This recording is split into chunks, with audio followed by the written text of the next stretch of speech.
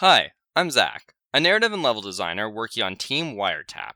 Currently, I'm working on the level design of The Last Connection, a game about being a switchboard operator connecting residents of a small town while helping them overcome their social barriers.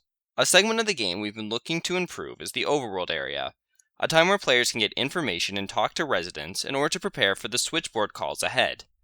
Initial testing showed the player getting lost or confused in the space, alongside not having a deep connection to the world, often skipping over much of the dialogue in this section. This is a problem for our project as a lot of hints and clues are in these dialogue segments, and we also want the player to be immersed in the world and care about the location it is in, as it plays into our themes of community. I wish to combine my two disciplines by showing how the level design can support the narrative, specifically through relevant world locations like landmarks. For this, my case study question is this: how might I add landmarks that change with the narrative in an impactful way? To go about this, I will look at two game examples that I think use progressing worlds well in order to bring players deeper into their experience. Mario Galaxy has a great example of a world changing as you progress through the game, and it has narrative impact as it happens. This change is the Comet Observatory slowly coming back to life as you progress through the game. Your goal from the start is to gain power stars in order to bring the facility back to life, with everything being in the dark to start, minus a small area. With this, it gives the Comet Observatory an air of mystery and intrigue, which contrasts as it turns into a massive and vibrant community as life returns to the power being restored, and with characters you meet in the levels also coming to check out the observatory. The Mario series is known for having many recurring aesthetics throughout the series, but few core narrative landmarks. The Comet Observatory broke this mold and remains as an iconic location as well as a well-designed level that players truly care about thanks to its narrative motivation to reawaken all its stages and see how it expands. Another great example of a game that served as reference is The Legend of Zelda Breath of the Wild.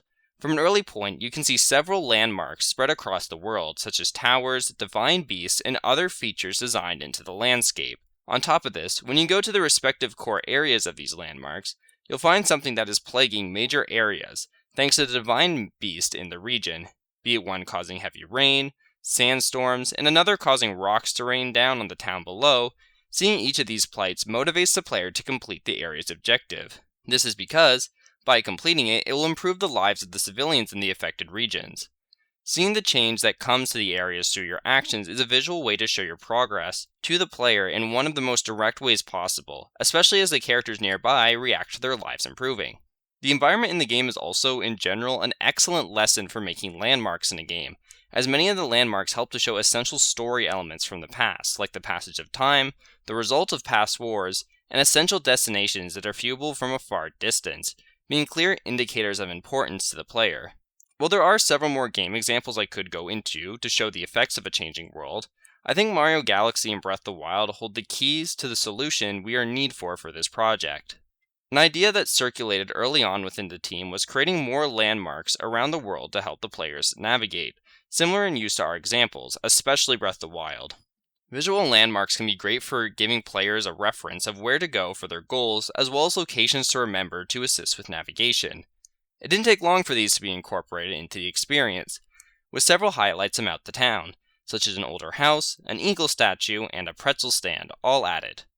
While these additions helped immensely with player navigation, it still didn't help as much when it came to supporting the narrative.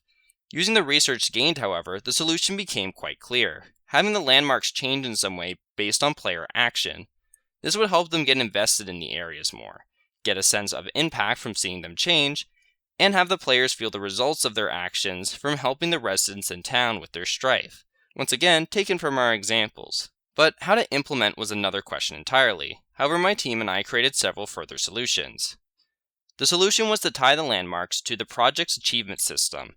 The achievement system is a set of tasks in a separate menu of the game that advance with progress and the narrative, with puzzle pieces earned for reaching specific points or objectives. The proposed system is that landmarks will appear dirty and disused at first, until these achievements are complete, at which point a short animation will show off a landmark in town being cleaned. Then, the next time the player enters the overworld, they'll be able to see the change. By handling changes through the achievement system, we've been able to apply lessons learned from the research and incorporate them in a way that suits the project.